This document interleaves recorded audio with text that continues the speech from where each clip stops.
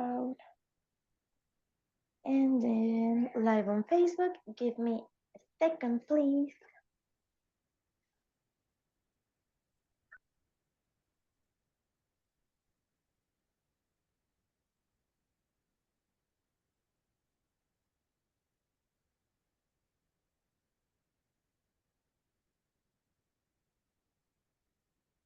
Wait a second. We have 2 more participants.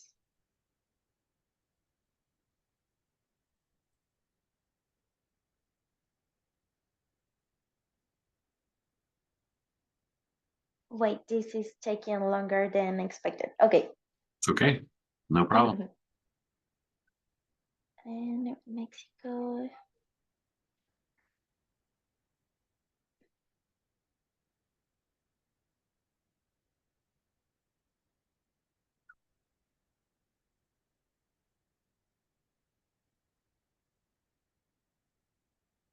Unsupported object. What? Cannot load it to missing permissions. Why?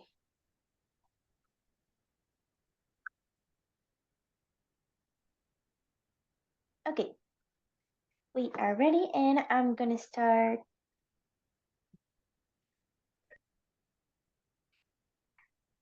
I'm gonna start sharing my screen. Great. Please tell me when you can see it. Wait. I need to do this and this. There we go. Okay, can you see it? Yep. Great. Great. Yes, okay. thank you. So welcome everyone. And today we are going to be having this session on how to take care of your mental health while studying in the US. Today is going to be joining us Dane Rowley, Director of the Office of International Admissions at California Lutheran University. And I'm going to be introducing him better in a few minutes. And also, I am Mariano Campo, the Education USA Advisor for Puebla. And thank you very much for being here. Okay, so for those of you who don't know, Education USA is a global network of advising centers from the US State Department. So we are going to be the ones giving you the most accurate, comprehensive, and current information about the full range of accredited US higher education institutions. Also, we are going to be giving you free access to introductory information on how to start your degree in the United States. Some of the activities we organize for everyone are one-on-one sessions, public information session, reference material. We are going to be lending you reference material if you need to prepare for an standardized test, so like books and official test guides and workshops. Also, we have public information session, activities with U.S. higher education institution representatives, as it is this one, mobility fairs, seminars, webinars, virtual advising, and virtual workshops. It is very important to mention that none of our services have any costs. Some of the frequently asked questions are, does Education USA have scholarships? We only work with one scholarship, that is the Opportunity Funds. And this is not a tuition scholarship, but an application scholarship. This means that Opportunity Funds will be covering all your application expenses. Do you provide support for exchange program? We do not, because we promote that you study your whole degree in the United States, your whole bachelor, your whole master, or your whole doctorate. Does Education USA have language courses? We do not, but we can be the bridge for you to find the language course in a university or college in the United States. And also we have conversation clubs. These can be virtual or in person. Do you have partnerships or agreements with specific US colleges and universities? We do not, because we are part of a network managed by the US State Department, but we are going to be the bridge for you to find the best university for you. Some of the characteristics of the higher education institutions is that there are more than 40,000 accredited higher education institutions in the US. These can be public and private. And in this whole variety of higher education institutions in the US, you can find community colleges, and universities. And some of the services that we offer for you is that we are going to be supporting you to research your options and find the best university for you, to find a way to finance your studies, to complete your application, and create a strong student profile to apply for your student visa. And we are going to be there for you to when you have to prepare for your departure. And with that being said, now I want to introduce Dane Rowley. He has been working with students from around the world in outreach, counseling, admissions, advising, and he has been teaching for over 20 years. He currently serves as Director of International Admissions at California Lutheran University, where he is responsible for international undergraduate and graduate student enrollment. He has also been a lecturer for graduate students, teaching courses in retention, student counseling theories, and educational leadership. Dane earned a master's degree in counseling and guidance in 2008, and he's currently a PhD candidate at the University of Minnesota in the Leadership for Intercultural and International Education program. So, Dane, thank you very much for being here today. And now the floor is yours. All right. Thank you so much. Thank you for joining. For everybody that's watching either here in the Zoom meeting or on Facebook.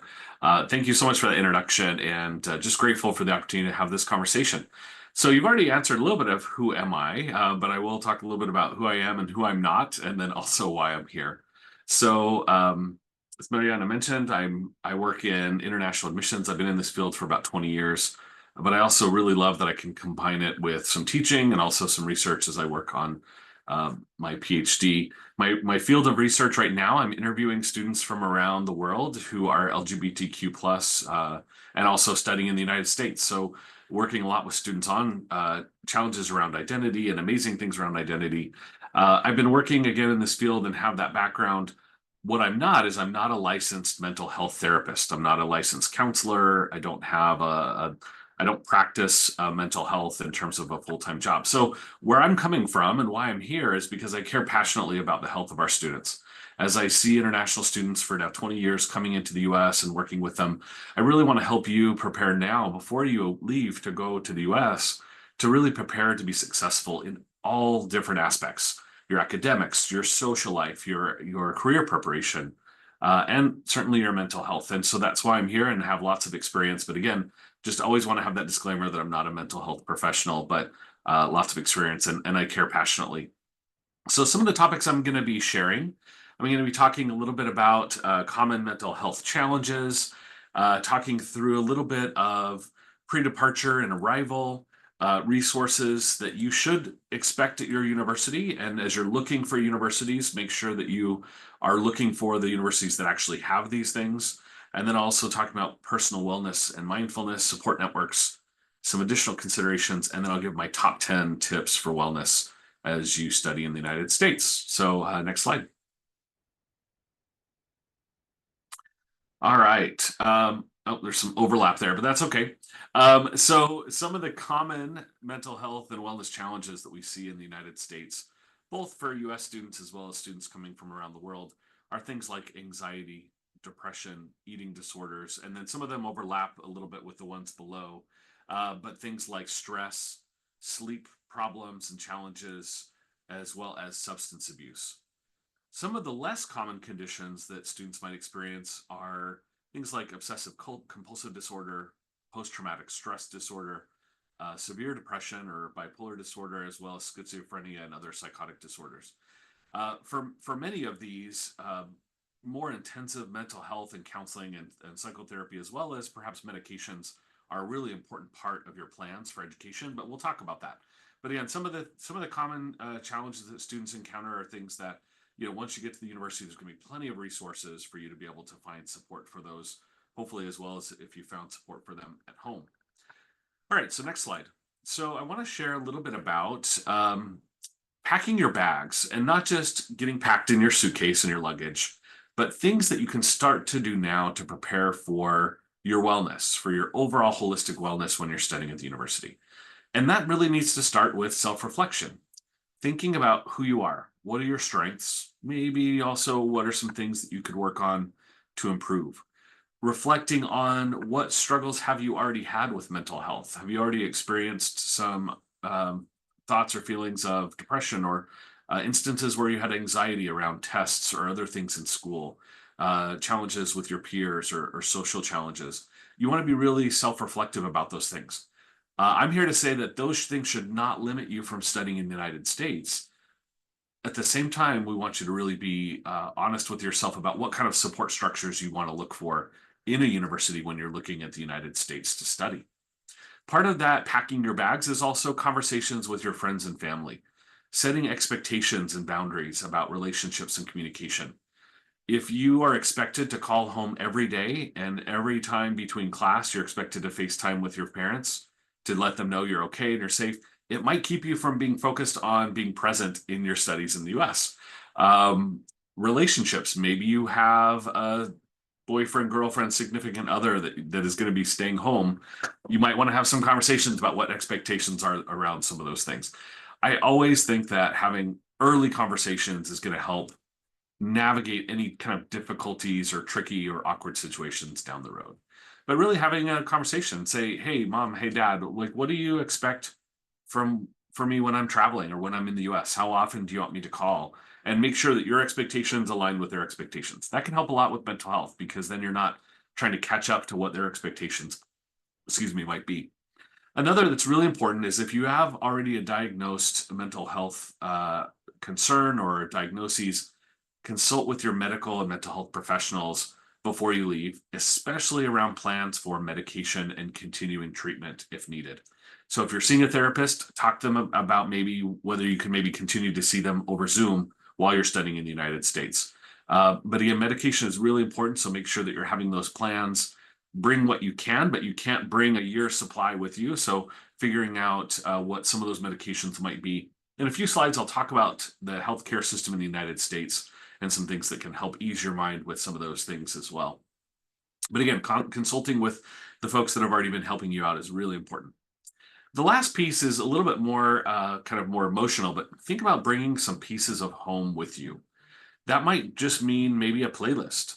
That might mean bringing some recipes from home, having your grandmother or grandfather share some recipes that you can bring with you that might kind of give you that special taste.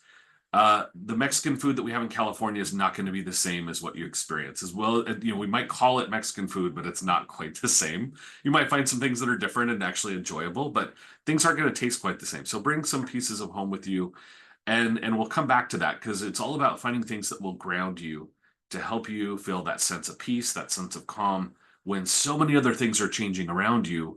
Bring a couple things from home that will not be changing. Maybe it's a picture to put on a wall. Maybe it's a painting or something. So, or a book that you can always come back to. When you come to the U.S., you got to travel light. You can't pack too much, but pack those things that maybe are going to be helpful for you emotionally and mentally as you're getting ready to study. All right, next slide. And this slide doesn't have a lot of content, but it has, I think, a really powerful image. If any of you have studied physics or dispersion of light theory, which doesn't have a lot to do with college admissions, but it does have a lot to do with college admissions. If you think about the act of crossing a border, the act of moving from high school to university, from going from a home country to a new country, new culture, you're like that beam of light that passes through that prism. And what we find is that as students are crossing those borders or having those international education experiences, what it does is actually it helps expose you to a new range of experiences. But I also really believe that it highlights and makes visible a broader spectrum of your talents and your gifts and your experiences. So you might think of yourself in one way before you leave, but then in crossing the border and coming to a new country, a new culture, you're going to find things about yourself that are really exciting and really amazing. You're going to find yourself to be a different person while still maintaining who you are. At the same time, crossing these borders, having these experiences, coming to a university might also bring up maybe some challenges that were kind of laying dormant, maybe some things around anxiety or depression, or maybe some childhood experiences that weren't very positive. That sometimes it's the act of changing space or changing locations that actually brings up some of those things from our past. So just be mindful of that. So know that by crossing a border, you're amazing, you're talented, and you're adventurous. I mean, it's one of the reasons why I love doing what I do, because I get to work with students who will literally like move borders and move mountains to come and follow their dreams of their education. So you're going to see a lot of great strengths, but also be acknowledging that you're going to see some challenges as you cross those borders as well. But it's all part of that broader spectrum of light of who you are as a person with your own talents. All right, next slide. All right, so we talked about packing your bags. Now I'm going to talk a little bit about unpacking your bags. And again, not in the literal sense, but when you're arriving in the US, it's going to be really exciting. Universities are going to have international orientation. They're going to have new student orientation. You're going to have roommates to meet. You're going to have professors to get to know. It can be really overwhelming. And on top of that, you're also adjusting to a new culture. The early adjustment, often students go through a phase, and your education USA advisors will talk about this kind of honeymoon stage where everything's exciting, it's fun, it's cool. Then you might hit a point where it's like, wait, no, the milk doesn't taste the same, or what they think of as what should go into a taco, for example, is not the same. Why are they putting ketchup on everything? Or things like, why can't I communicate with my roommate in the way that I could communicate with my friends back home?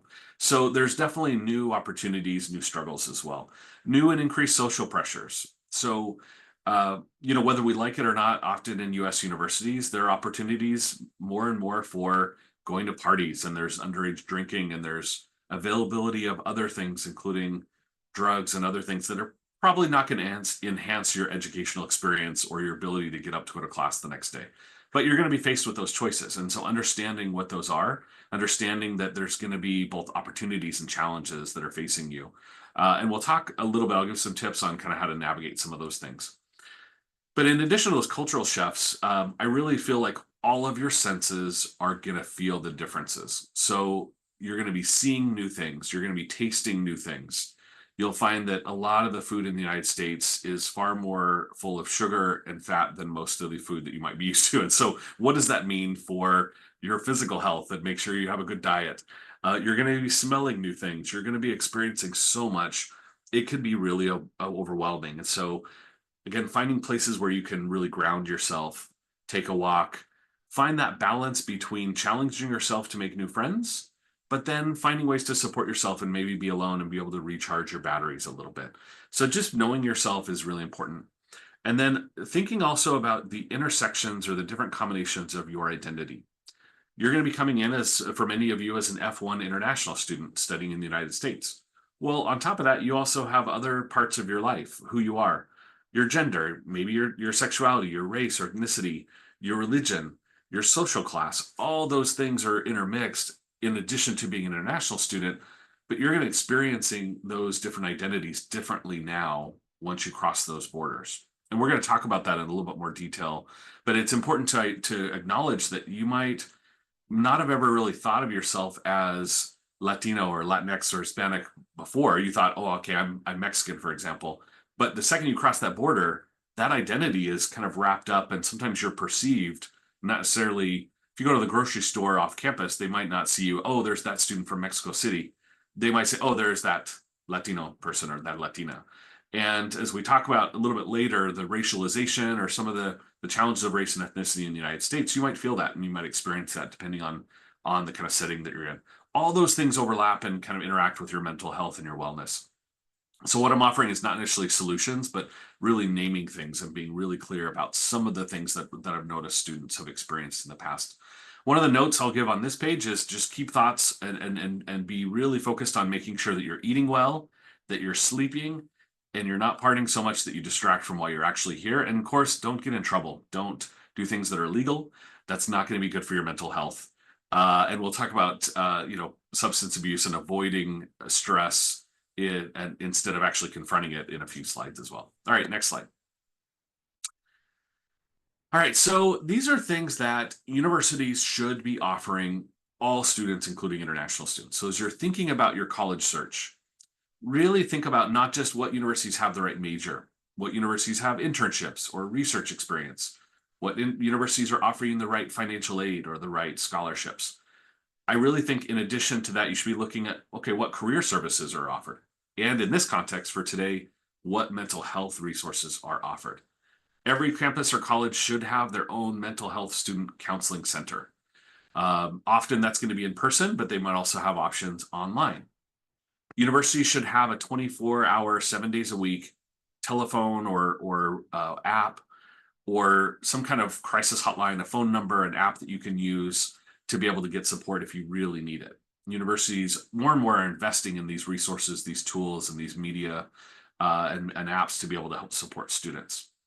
Universities should also be offering small groups and workshops around mental health and wellness topics. So maybe they might put together a group of young men who have struggled with anxiety, or it might be a group of students who have wrestled with eating disorders. And you're finding support groups and small workshops in a smaller, more comfortable setting where you can talk to other students that are experiencing something similar in a safe, supportive environment.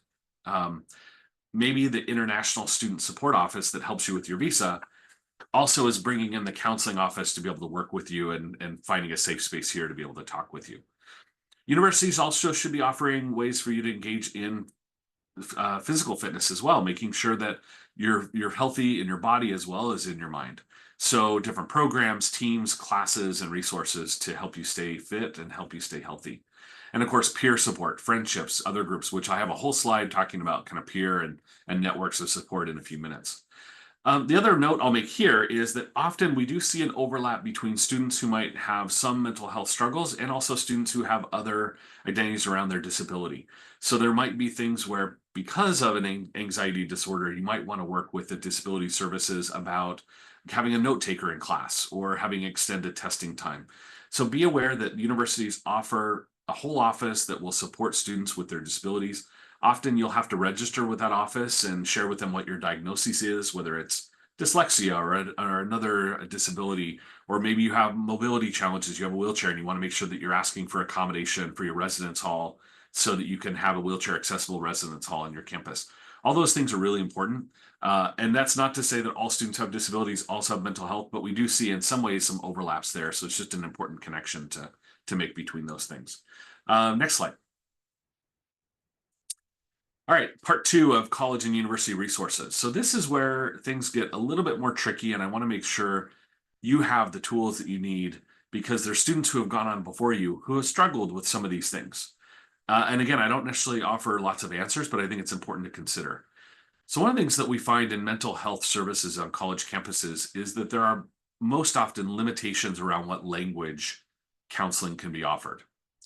Most universities in the US, although there are some that would have Spanish speaking counselors, but a lot of universities in the US might not be able to offer an appointment for you to have a counseling session in your native language. What does that mean for you then if you're struggling with stress or anxiety or depression or other challenges and you're being asked to share those thoughts and feelings in a language that, yes, you have fluency because you're studying in the US, but talking about your thoughts and feelings or your family or your history or other things in a different language can be really challenging. I had one student recently describe who comes from Latin America. A student said, when I talk to a counselor, it's easy to talk about my feelings in English because it's my fiction language, but I don't actually have to go very deep to what my problems are. So they actually use English as almost like a barrier to actually have to talk about feelings. So think about that. Maybe you look at universities that have counseling support in your native language because you might feel more comfortable sharing some of those things.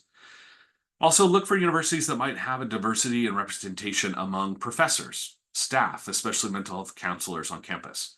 Are there other folks from Latin America that teach and work at that university? People that you can really look to and maybe find some mentoring or some support based on language, culture, religious background, or other things that you might find in common with professors as well. Then this note, really important, navigating US healthcare system. I think students have a lot of fears around this. I think some of them are deserved. Some of them, it's actually going to be okay. Most universities offer health insurance or provide health insurance for international students. So for example, at my university, it's not an option. You have to enroll in the health insurance plan that we purchase for you. And then there's a small fee that you pay annually to be enrolled in that plan. And that includes the mental health resources on campus. It includes visits to a nurse on campus, and then referrals for you to be able to go visit a doctor or a psychiatrist or other folks off campus as well. So those things are covered. There is going to be a copay. Maybe you'll pay $30 or $40 for each visit to the doctor. You might pay maybe a certain percentage for lab tests or things like that. There's often very free services on campus like immunizations, sexual health resources, whether it's birth control or other things are often offered for free on college campuses because we want to make sure that you're maintaining your sexual health as well while you're a student studying. So all those things should be offered on campus, but then the universities should be providing you with international student health insurance or giving you different options for you to purchase for that. But it's important when you're choosing university to think about that. It's often only a question that comes up after students have chosen a university that then they start to think about health insurance. But especially if you have a pre-existing condition, either in terms of a mental health diagnosis or a medical condition, it's really important in your university search to factor that in. If you have diabetes and you need insulin shots, those can be very expensive in the United States. So thinking about what are some of the ways that you and your family can prepare for some of those challenges, as well as the opportunities studying in the US. Next slide. And as I do that, I'll kind of pause. I know that the discussion and any kind of questions on Facebook are being monitored, but there will be time for Q&A here in about 10, 15 minutes as well. All right, I'm going to take a sip. All right, so I want to have I wanted to put a slide that's just focused on stress and anxiety, things that may or may not be a diagnosis that you have. It might not be something that maybe you sought medication or counseling for. But believe me when I tell you, it's not just you. A lot of students in university in the US students, international students, students from all over, stress and anxiety does not matter what your passport says.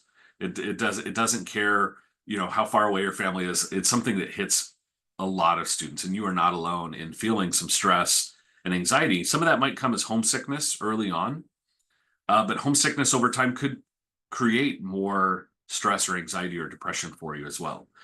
Often students feel stress and anxiety from pressure from outside, pressure from peers, pressure to kind of get that A in the class, pressure from professors who are really trying to push you to be your best and really want you to be strong and to work hard. It also might come from pressure from family. You might be the first in your family to go to college. No other person in your whole family has the ability or has had the ability to attend university. That could be a lot of pressure. That could be a lot of stress because you feel like you're carrying the hopes and dreams of generations on your shoulders.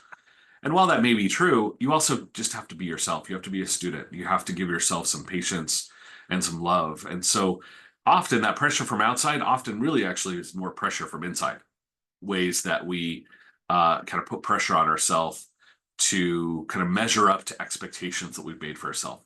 And I'll give you a quick example. I worked really hard in high school as a pretty good student. I got my first D in college my freshman year. I was taking a geology class and I got a D on an exam. I didn't get a D in the class. I made it back up, but that D on that first exam shocked me. I'd never received that grade before on anything. And it made me really, really stressed. And I started feeling much more anxiety. I thought, oh, my family's sacrificing all this, and this is how I repay them with a D. Made me have some stress with, I actually ended up breaking up with my girlfriend because I was so stressed out with that D that I thought, oh, I got to shut everybody out socially. It was a weird time. Granted, that was like 24 years ago, but those are things that happen. You're going to fall down. You're not going to measure up all the time to all the expectations, and that's okay. Adapting to an academic culture. So, cultural life in the US isn't just about how to make friends or how to do those things. Our universities have a different class culture than what you might be used to at your home high school or your university that you're transferring from. A small class size might be really exciting for some students, but it might actually give you stress because you can't just blend in. In a class of 15, the professors will know if you're not prepared or if you fall asleep. So those things can add, adjusting to a different academic culture can lead to some of that stress and anxiety. Working with groups, testing, things like that. I think one of the most important things is to be honest with yourself about when to seek help. When students ask me, how should I be successful at a university in the US? Whether it's academically, socially, mental health, I think often the common thread of that answer is the successful students are the ones that I see who are unafraid to ask for help. So being honest with yourself and be brave enough to know your limitations and know when is it time to call a friend? When is it time to maybe go to the counseling center? When is it time to go see a tutor to help with math because you're not doing well? For me, it was when do I need to get some help on my geology so that I could do better on my next exam? But if we're stubborn, or if we let some of the barriers that we have based on our culture or other things keep us from asking for help, then you won't be as successful as you want to be. And then the note here that I have is practice self-care, not escapism. And what I mean by that, and I'll talk about a little bit more in the next slide, is sometimes we confuse self-care with trying to avoid or ignore or to self-medicate away from our stress or anxiety. But self-care is not the same thing as escaping or running away from our problem. So next slide. So personal wellness and mindful practices, or self-care as we often talk about it, in a lot of ways, our really fast-paced, very digital, very social media plugged in society has conditioned us to maybe seek to deal with our struggles or our mental health in ways that are not terribly healthy. Um, so for example, I mean, we're on Facebook Live, so I can't necessarily say negative things about Facebook or social media, but sometimes the fact that we can scroll forever on our social media feeds, our Instagram feeds and Facebook feeds, actually are making us avoid what's actually hurting us or what we're feeling pain about. So there's ways that we've been conditioned to deal with things, or maybe, we have maybe a parent or a family member or friend who, when they got stressed out, they just had a glass of wine. Well, is that the best way to actually confront the feelings that we're feeling? And so really start to think about what are the ways you can actually help yourself versus the ways that you just avoid helping yourself. And take care of all of you. I think it's important to think about us as complex, multi-layered people. It's not just our mind, but it's also our body and our spirit. And I'll talk about that more a little bit in a couple slides. But those are things that we want to make sure you're staying healthy. Want to help to make sure that the fuel you're putting into your body, the food that you eat, is healthy, as well as taking care. That's self-care. Eating healthy is a way of really taking care of your mental health as well. So I think it's really important for you to find ways to ground yourself. And I talked earlier about bringing a piece of home with you. And this is where kind of mindful practices and personal wellness, where you can really use some of those items that you bring from home. It might be going for a walk, getting out in nature and connecting. It might be music. It could certainly be friendships, or finding some kind of creative outlet. Maybe you write poetry when you're stressed out. Meditation, spirituality, or religious services. Maybe you find a worship group off campus or on campus, or a pastor or a priest to be able to talk to. Those are all ways that you can practice self-care and mindfulness that are not just calling in sick or calling out sick or ditching class. Yeah, maybe you need a beach day once in a while. We're about 30 minutes from the beach, and that's okay. But if you run away from the problems every time, then your next problem is going to be that you're not doing well in class. So make sure that as you're moving towards solving your mental health challenges and your wellness, not running away from some of those things. And then my note for this page is just breathe. I'm a really big fan of meditative practices that don't necessarily have to be of a spiritual nature, but just slowing down our body, slowing down our breath, coming back to ourselves, being back in tune with who we are at our core, finding some ways to have compassion for ourselves. And believe it or not, often that can come with just focusing on breathing in, breathing out for 2 or 3 minutes. It slows our heart rate. Hopefully it'll help make things be a little bit more centered. And maybe if the world is kind of falling down around you, sometimes we just have to breathe and just remember we're alive, we're okay. All of the conditions, all of the things you need to be successful are already within you. And it's just a matter of taking a minute to remind yourself of that and giving yourself that compassion. All right, next slide. I'll talk for a minute about support networks. You should not be alone, and you are not alone in this. And so I think it's really important to find your people, find your crew, find your tribe, find your group of friends. It might be other international students. It might be other students that are super into theater. It might be students who love to play Minecraft. It might be students who just find different commonalities, but also find some professors that really you can connect with. Professors love what they're doing. They're teaching because they love their subject so much that they want to dedicate their time to it. So find ways to connect with professors. They can be amazing mentors to help you in staying healthy, but also they're great recommendation writers when you're applying for your internship after you graduate with your degree. You can also find support networks among advisors and support staff on campus. You might even find hanging out with or talking with the person that works in the cafeteria that checks your ID card. You might find great connection with them. And then, of course, off-campus networks. So finding ways to get involved in the community, whether it's through community service or some other kind of activism or political activism or social cause. It might be religious groups or other things, but find different ways to create your own web of support so that as you're struggling and you encounter times of stress or depression or anxiety, you've got a variety of people that can reach out that you can reach out to, but also some people that have your back that might be able to notice that you're struggling, and then they can come up with that support for you. But it's really important as you think about studying in the US, start to think, who are the networks of support that I've had so far in my life that have really made a difference? How can I rebuild some of those same networks of support when I travel to the US? Now, certainly through social media, through technology, we can still stay connected to our friends and our family back home. But I really encourage you to think about looking for support in real life, not just in the virtual world. People that you can give a hug to, people that you can hold hands when you're struggling and homesick, people that you can be present with, and not just looking for social connection online.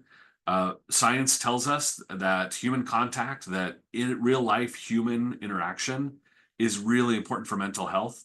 And the more people only have connection with people virtually, mental health goes down. So I really encourage you to get off that phone and find some IRL friends and support, not just those that are virtual as well. All right.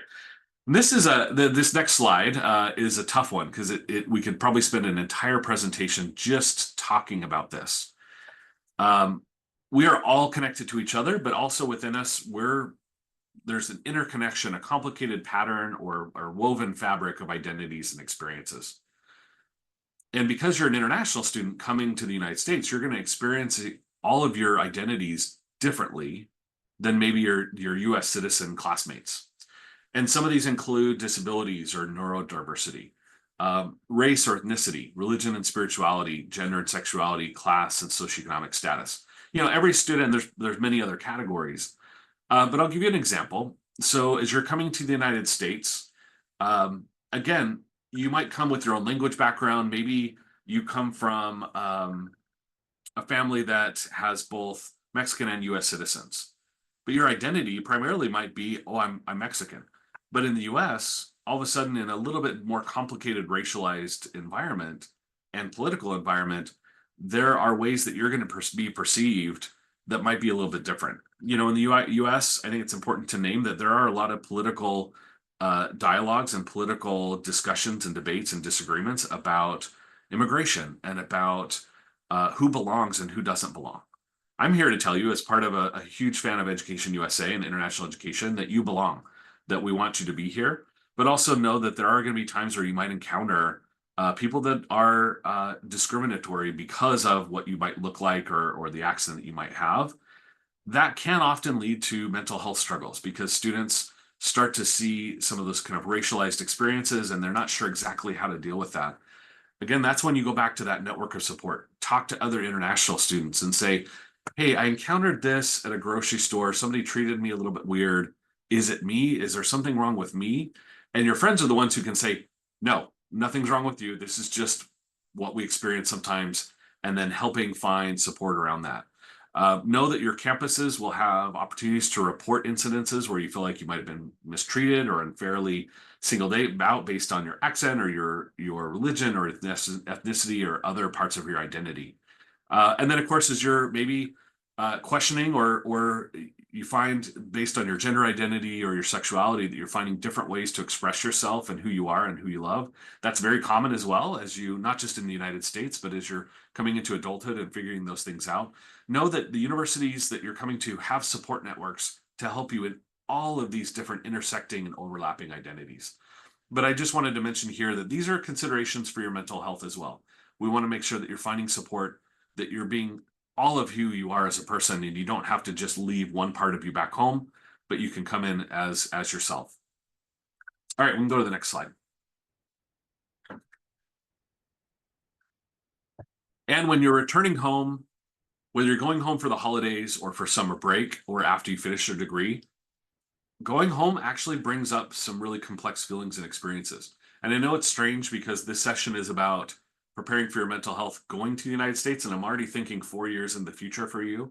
But based on my experience working with students, I think it's important to think about that you're going to come home that first winter break or that first summer break feeling a little different than when you left. And that's not a bad thing. Impermanence is one of the permanent things in life. Things are always changing. You're never the same as you were yesterday or even 6 months ago. And know that your interactions with family and your friends who didn't travel with you to the United States, they might be a little bit different. There's going to be some experiences that they might not understand. Be patient with them, be patient with yourself. Sometimes you can tell by body language that your parents or your best friend from high school doesn't want to hear any more about your best friend roommate at your new college. That some of the stories just are not going to go very far. So just be patient with yourself and again with the people that you care about. They're going to notice that you're different. They might say, "Oh, your Spanish isn't as good as it was 6 months ago or 2 years ago." They might make little comments about how you've changed or you're different, and you might say, "Yeah, I've changed. I've grown new skills. I'm wearing my clothes differently, or I've had all these experiences," and celebrate those differences, but still be mindful about those that stayed home or feel like they might have been left behind.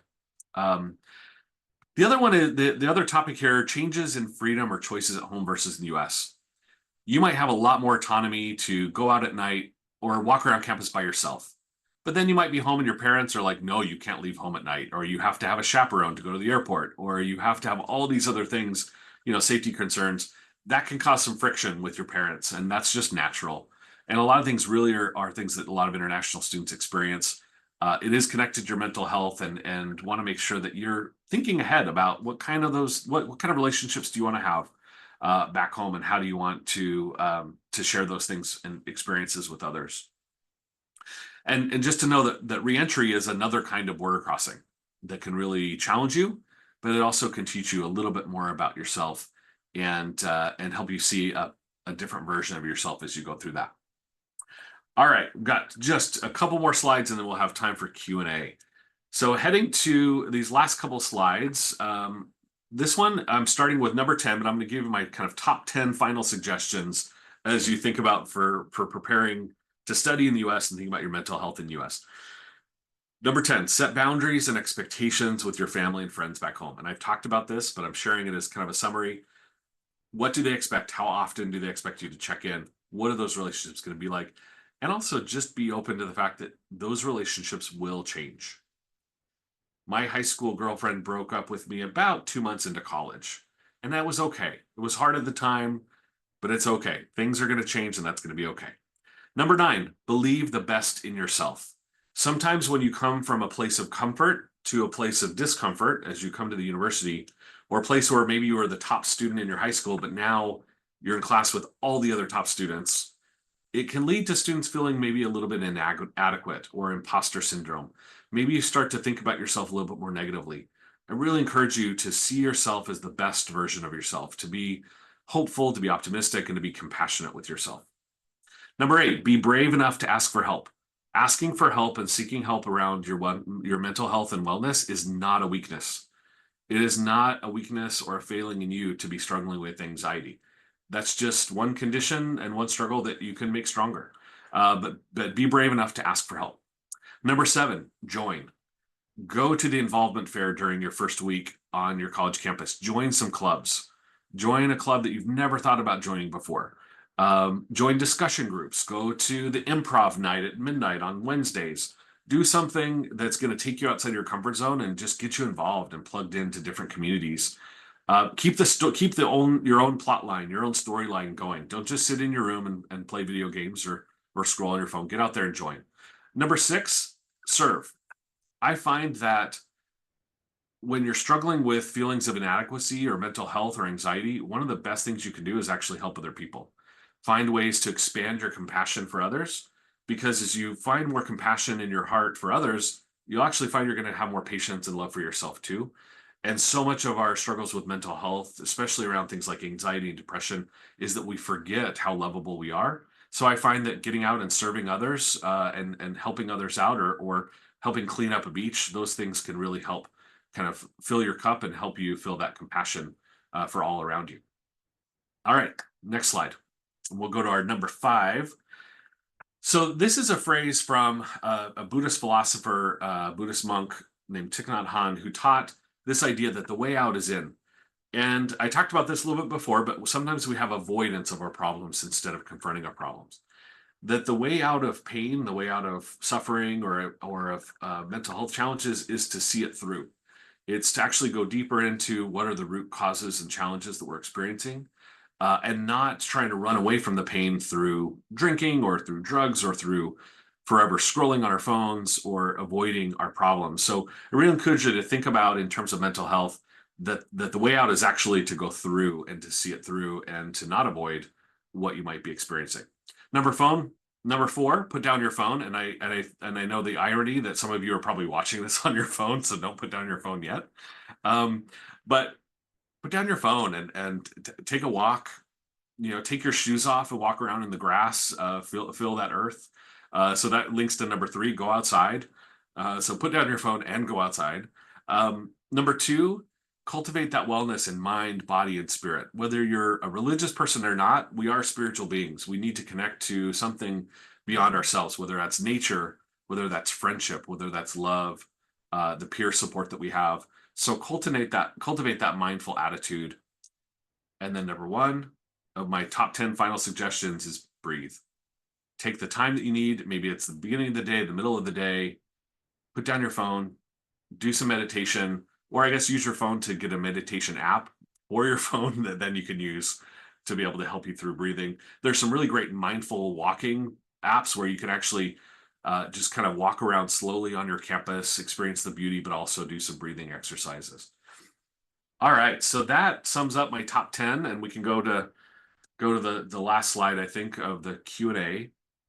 I really hope that this has been helpful. Again, I'm not an expert, but I do care, and I want to make sure that we're helping equip you with all the tools that you need through Education USA and partnerships with universities for your mental health. So with that, open it up to questions you all may have. Thank you very much for that presentation, Dane. It was very, very interesting. And I think we have a raised hand. So, Luis Eduardo, if you could please open your microphone and ask. Hi, thank you. Thanks for the presentation and for giving the importance of mental health to everyone here. And I have 2 questions. The first one is, what are some common mental health challenges that international students face while studying in the US? And the second one would be, what's the role of your health system in these kind of issues or challenges? Because here in Mexico, we have a different approach to some health, mental health issues, and I believe that our health systems are slightly different. Yeah, those are good questions. I mean, some of the common things that come up for students are, some things that are really common: stress, anxiety, moments of depression or feeling some depressive emotions.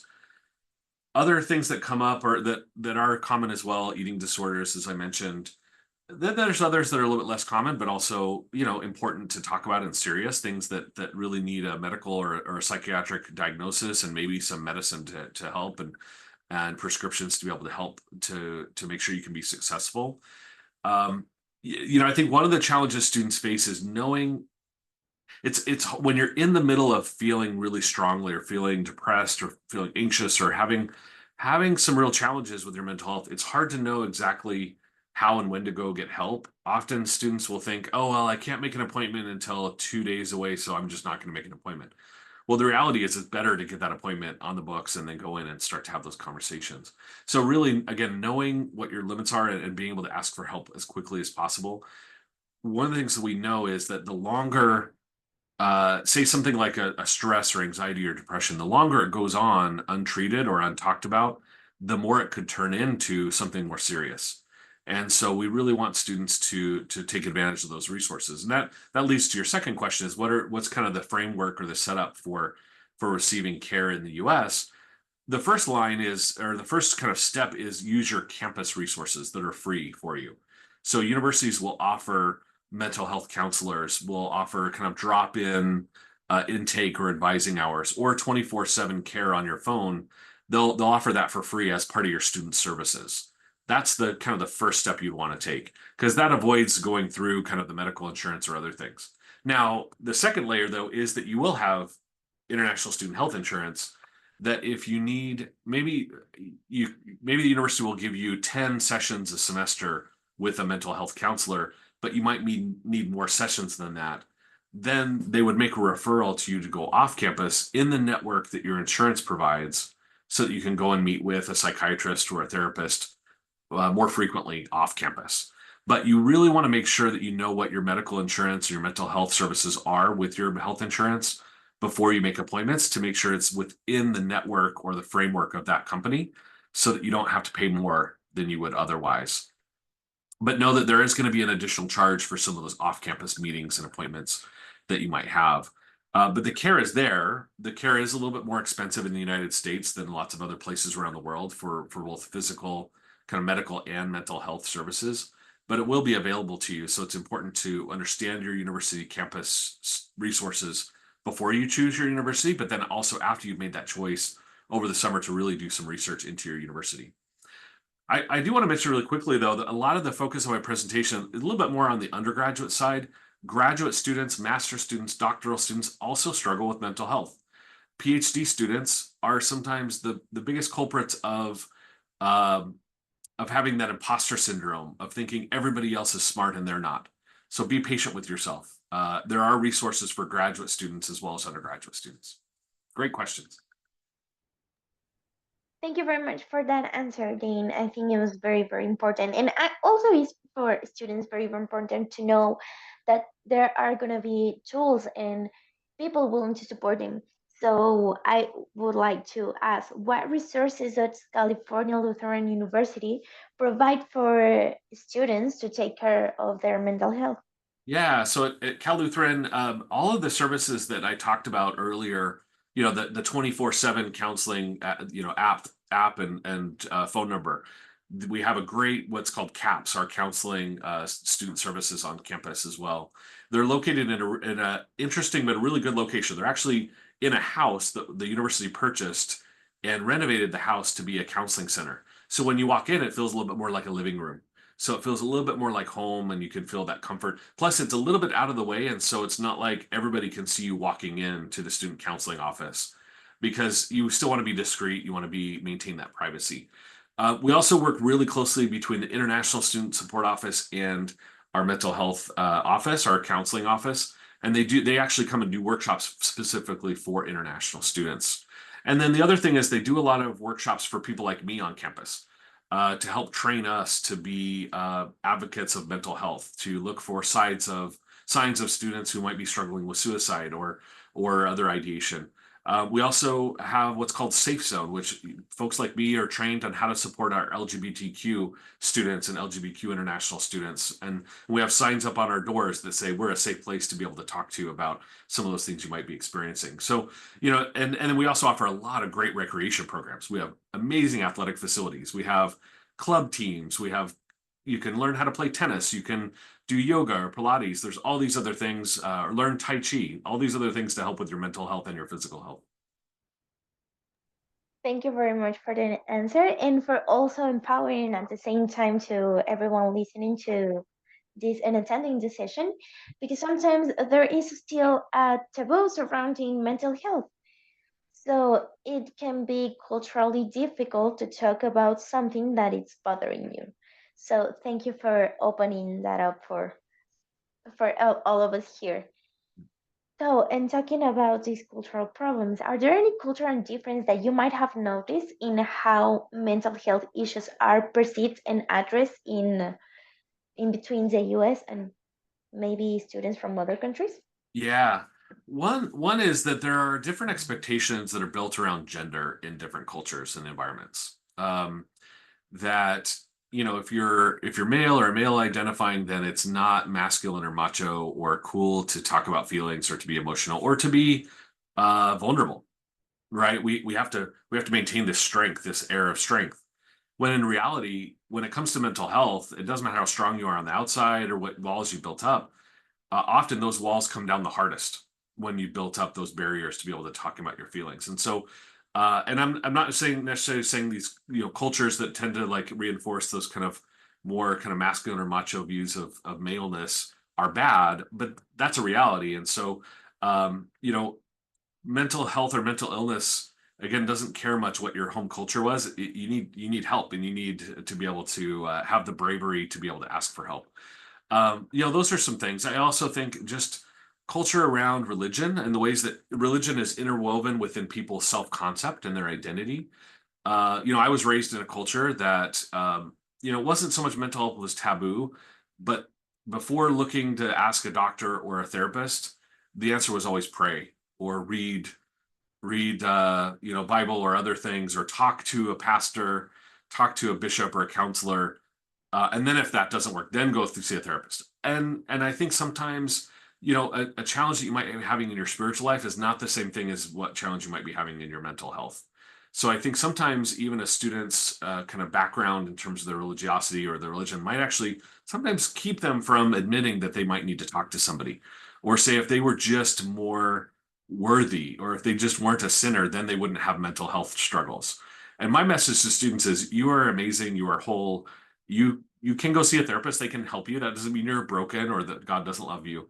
But I think those are some cultural things that I see, and that's not just limited to students from, say, Latin America or other parts of the world, but within the US, we see some of those cultural taboos, those cultural differences for students accessing mental health. Thank you very much for that answer. And those were all of our questions for today. Thank you very much for participating with Education USA today. It is always a pleasure to collaborating with you. Absolutely. Thank you And so much for this opportunity. And I do have a couple QR codes at the bottom. One is for our Cal Lutheran Admission Instagram page, and then also for our main website at Cal Lutheran. I'm not here to talk about my university, but if you want to follow us, we're there. We love collaborating with Education USA Mexico. And thank you so much for this opportunity. I really appreciate it. thank you. And of course, thanks to all of our audience. There you can see Dane's Rowley email. So if you have any question or you want to follow up with this session, or you want to ask specific questions about California Lutheran University, please contact him. And thank you very much. And that was it for today. Thank you, Dane. Right. Thank you so much, everyone. Thanks. Take care.